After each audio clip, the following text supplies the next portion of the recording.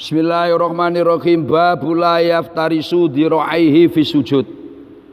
Babul la yaftarisu, bermula ini tuh bab menerangkan la yaftarisu, tidak membeberkan, tidak membentangkan siapa musolli, tidak membentangkan siapa musolli diraihi pada dua lengannya musolli, diraihi pada dua lengannya musolli fis sujudi, di dalam sujud, fis dalam sujud.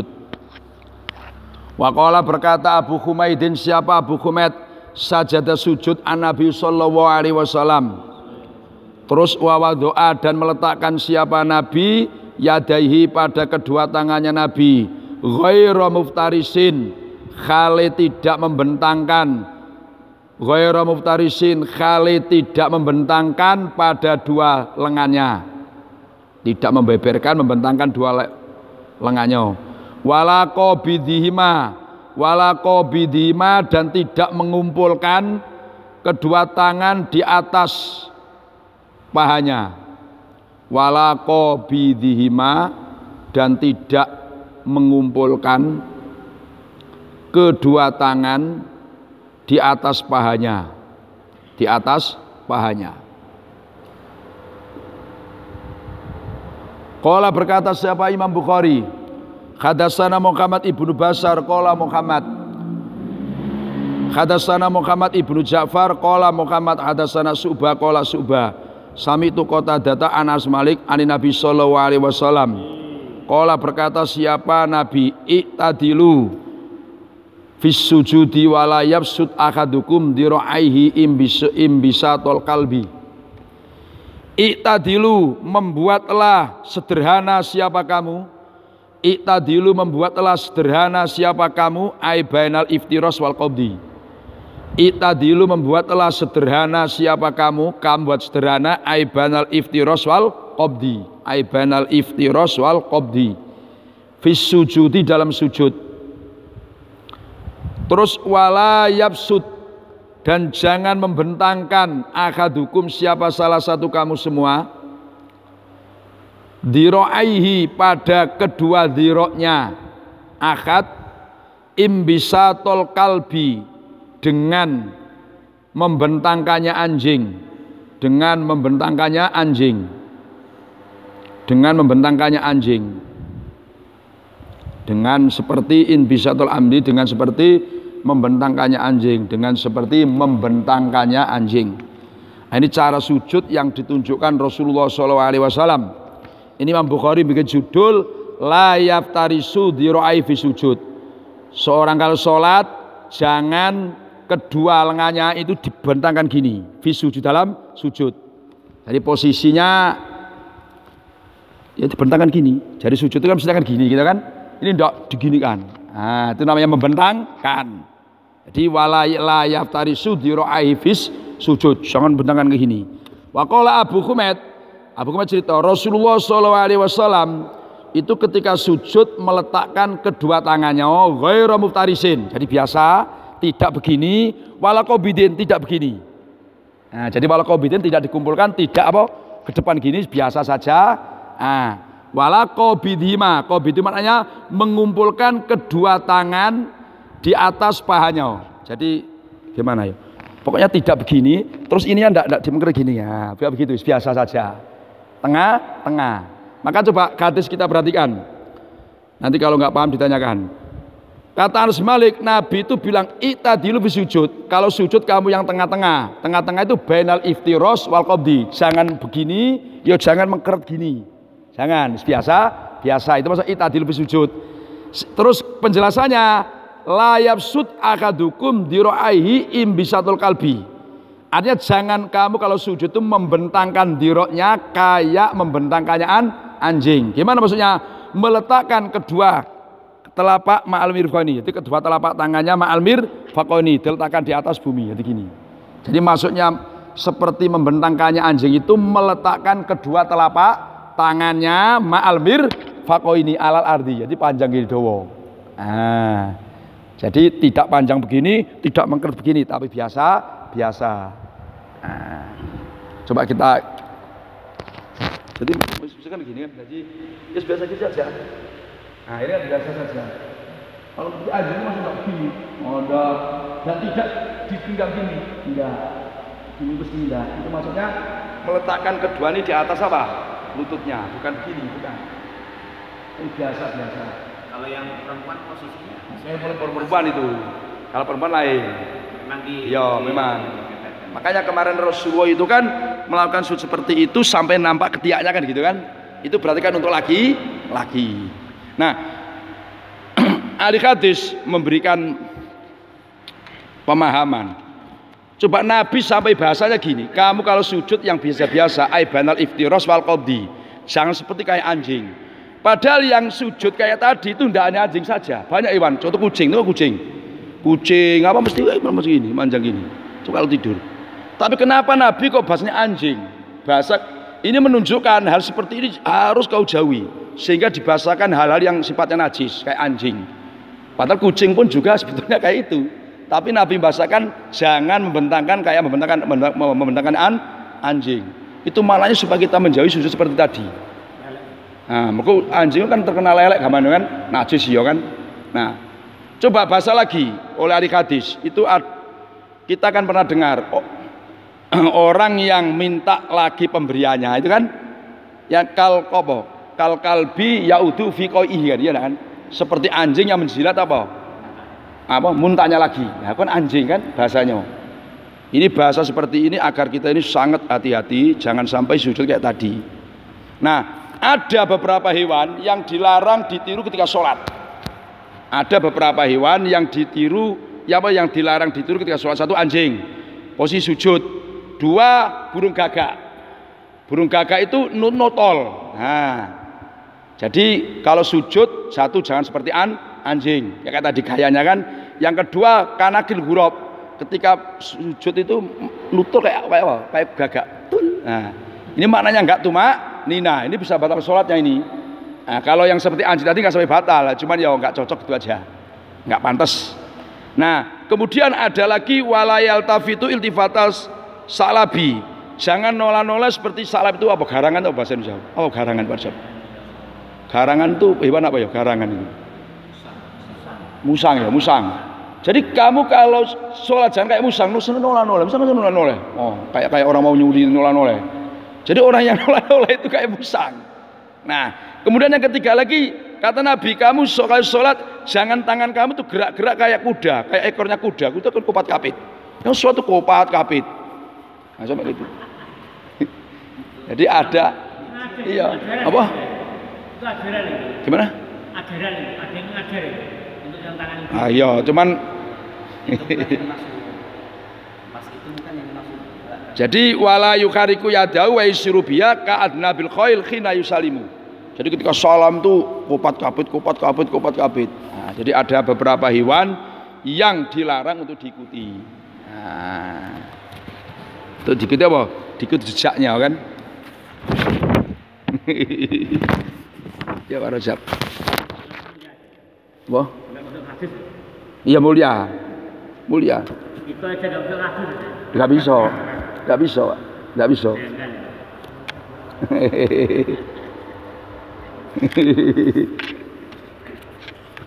Ya, makanya Nabi itu melarang kita ini kalau juga kayak gagak kan tul gitu aja kan. Nah, itu kan bahaya. Babuman ayhadada babuman bab menerangkan orang istawa yang lurus siapa man qaidan kali duduk. Yang lurus siapa man qaidan kali duduk. Fi witrin di dalam rakaat yang ganjil. Fi witrin dalam rakaat yang ganjil min sholati dari sholatnya man terus sumana hado kemudian bangkit siapa man maksudnya berdiri. Sumana hado kemudian bangkit atau berdiri siapa man. Qala berkata siapa Imam Bukhari kata sana Muhammad ibnu Sobah qala Muhammad akbarona Qala Husaim akbarona Khalidun al-Khadda an Abi Qilabata qala Abi Qilabah akbar memberi kabar pada kita Malikun Ibnul Huwairis alaisi anasunya Malik itu ro'a melihat siapa Malik an Nabi sallallahu alaihi wasallam yusolli kali salat siapa Nabi Faidakana maka apabila ada siapa Nabi itu fi witrin dalam rakaat yang ganjil min sholatihi dari sholatnya Nabi, lam yanhat maka tidak berdiri siapa Nabi, kata yastawiya sehingga tegak siapa Nabi qaidan kali duduk, sehingga tegak siapa Nabi qaidan kali duduk, qaidan kali duduk. Nah, ini dalilnya orang duduk istirahat. Jadi gini, babnya orang yang istawa qaidan artinya tegak duduk fi witrin di dalam rakaat yang ganjil. Rakaat ganjil bisa 1 bisa 3. Kalau misalkan sholatnya itu 2 atau 3 kan 1 katakan 1 rakaat kan ganjil, atau 3 rakaat. Ini kalau sholatnya 4 rakaat. Ini bab orang yang duduk qaidan artinya tegak duduk terus fi witrin rakaat yang ganjil min sholati dari sholat nyaman sumanado kemudian baru berdiri siap aman.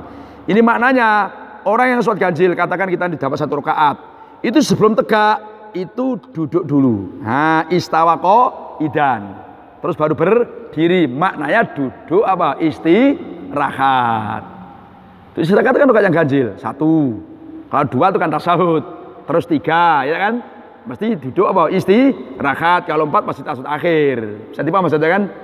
Nah, ini kata Malik Al-Khuwairisi, saya melihat Rasulullah SAW itu sholat, kemudian apabila beliau dalam rakaat yang ganjil min sholatihi lam yanhat, maknanya tidak, beliau enggak bangkit berdiri. Nah, enggak bangkit berdiri hatta yastawiya qaidan, sehingga dia duduk lurus dulu, duduk lurus baru berdiri. Itu namanya duduk istirahat. Oh. Iya, maksudnya duduk, dia duduk ini lurus dulu, duduk lurus terus baru berdiri. Nah, jadi posisi gini para bangun dari sujud itu duduk lurus, terus duduk sebentar namanya duduk istirahat, terus baru berdiri. Inilah madhab Syafi'i yang mengatakan bahwa duduk istirahat itu sunat. Akan tetapi ini ditentang kan. Jadi dalam riwayat yang lain ada hadis yang diriwayatkan oleh Abi Humaid. Itu mengatakan Nabi itu faqama walam yatawarruk. Nabi itu langsung berdiri kok walam yatawarruk, enggak pakai duduk tawarruk. Ini memberi pengertian duduk istirahat itu bentuknya kayak duduk tawarruk. Nah, ketika itu berarti Nabi itu kan duduk walam yatawarruk, dia enggak duduk tawarruk, langsung berdiri walam yatawarruk, langsung berdiri. Inilah yang dibuat dasar oleh selain madhab Syafi'i bahwa sholat itu tidak ada duduk istirahat. Kemudian dibantah begini.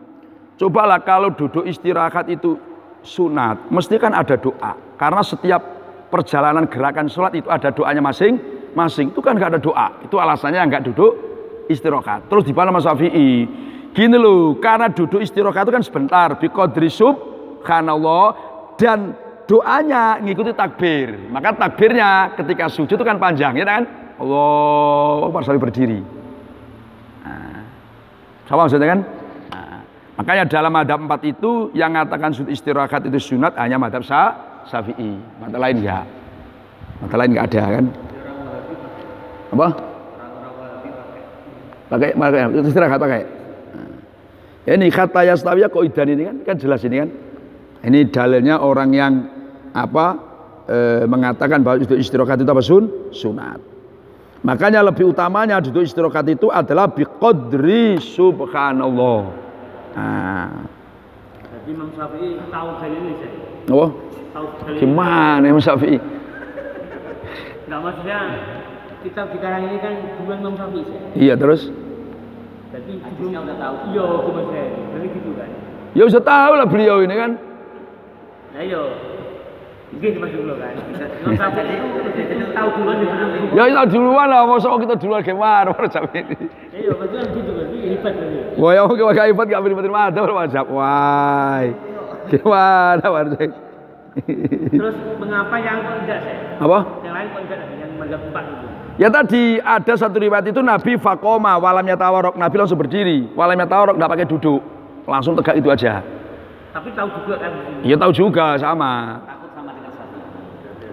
Jadi semua itu punya alasan gitu loh kan. Nah ada lagi yang alasan gini. Nabi duduk istirahat itu di akhir-akhir usia Nabi. Dia mengatakan karena waktu Nabi itu sedang kondisinya kan nggak begitu sehat. sehingga pakai duduk istirahat. Ada yang beralasan seperti itu alasannya. Cuman nggak begitu. Nabi bukan kalau keadaan sakit atau keadaan itu, karena riwayat hadis yang namanya Malik bin Khuwairisi itu termasuk sahabat yang meriwayatkan hadis sallu kama ra'aitumuni usolli, itu Malik ini. Nah, Malik ini yang meriwayatkan hadis termasuk sallu kama ra'aitumuni usolli. Jadi dia tahu kayak apa Nabi sholat, bukan karena sakit. Ada yang bantah lagi, lu Malik ini tahu Nabi sallu kama ra'aitumuni usolli, itu kan di akhir hayat Nabi, artinya usianya Nabi sudah sepuh gitu, sudah sepuh. Nah, jadi Nabi mengatakan sallu kama ra'aitumuni usolli, itu Nabi sudah sepuh. Bisa-bisa juga Malik itu sakit. Nah, itu alasannya yang katakan nggak mau tawaruk gitu. Nah, jadi maka hadis itu kalau dikaji-kaji ya panjang. Tapi intinya yang jelas kalau kita duduk tawaruk itu kan punya dalil, duduk istirahat punya dalil saja.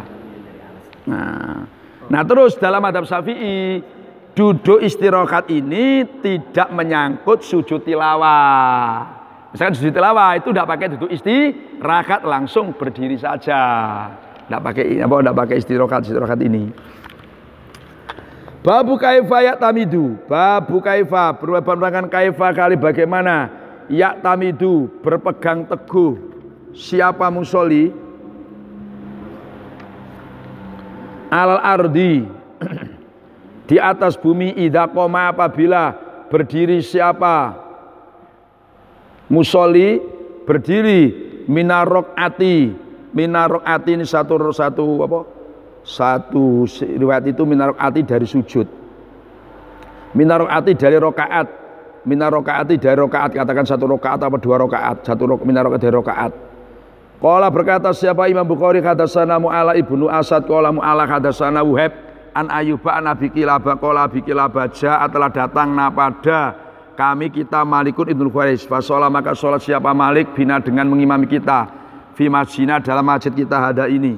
Faqala maka berkata siapa Malik, ini sesungguhnya saya la usolli, itu sungguh sholat siapa saya bikum dengan mengimami kamu semua, wa ma uridu, dan tidak menghendaki siapa saya as-sholata pada sholat, cuman walakin uridu, tetapi menghendaki siapa saya an uriya pada hendaknya memperlihatkan siapa saya kum pada kamu semua.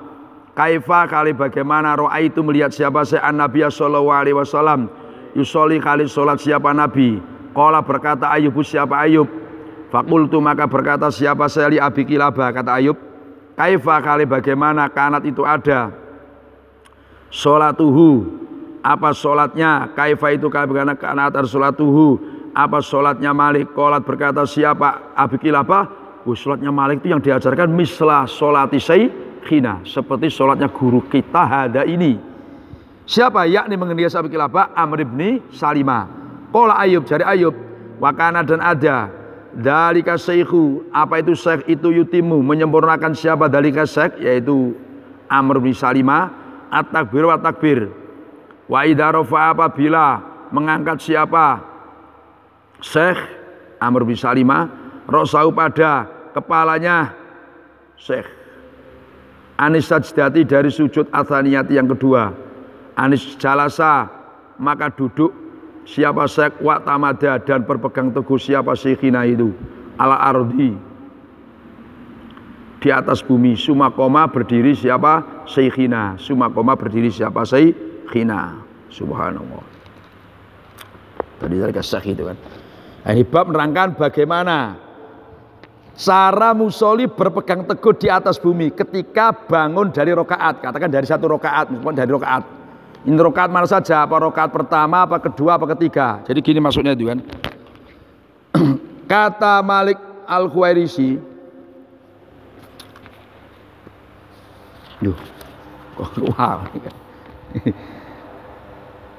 kata Malik, Haja'ana Malik, jadi kata Abi Kilabah, Malik bin Khuwairis datang terus beliau sholat ngimami kami di masjid.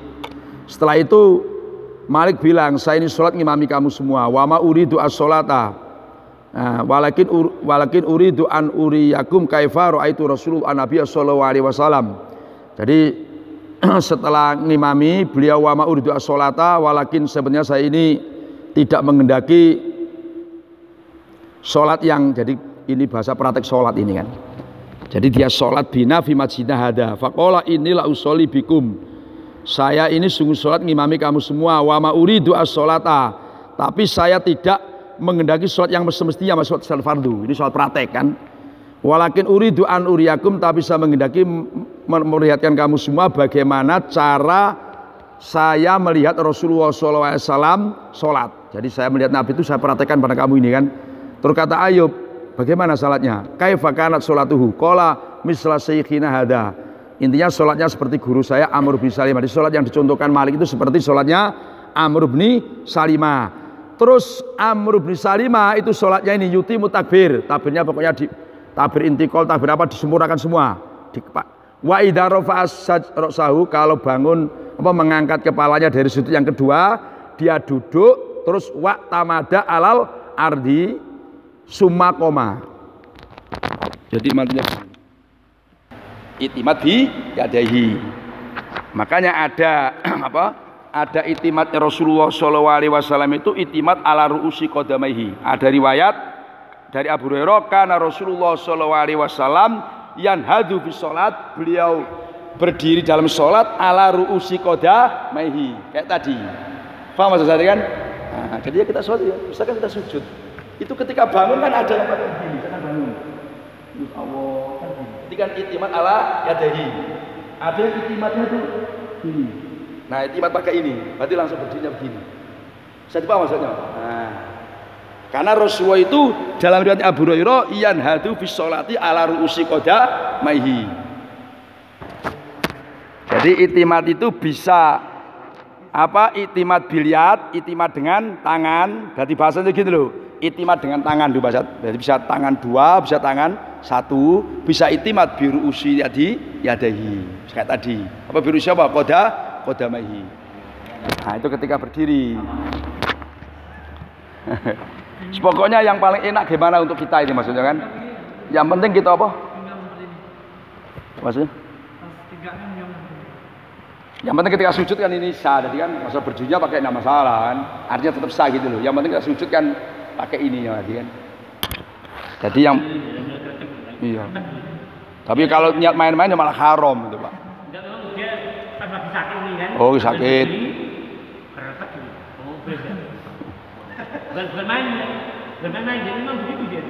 Memang ya mungkin apa ada badan yang sakit mungkin gitu Pak. Iya, sekalian gitu kan. Ini sekalian ini.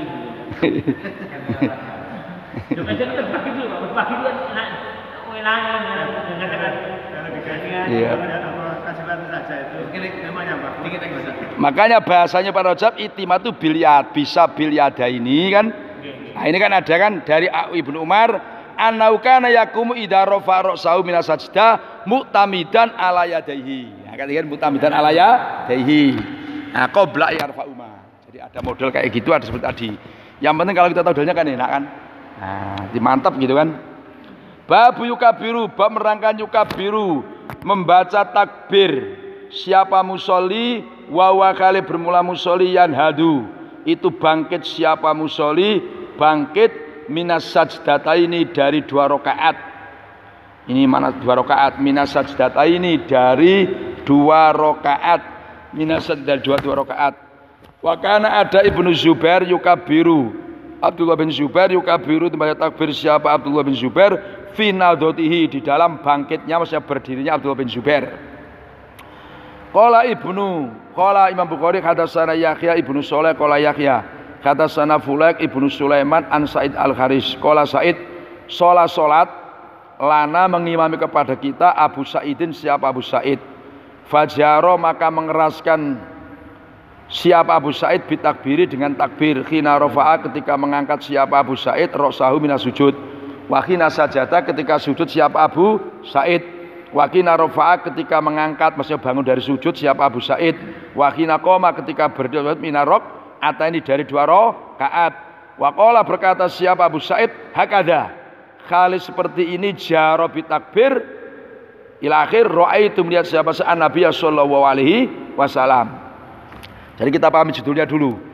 Bab menerangkan musolli takbir. Wa yanhadu. Nah, itu maksudnya ketika dia berdiri dari sajdatin pada 2 rakaat. Jadi gini maksudnya. Kita kalau sudah 2 rakaat kan tahiyat.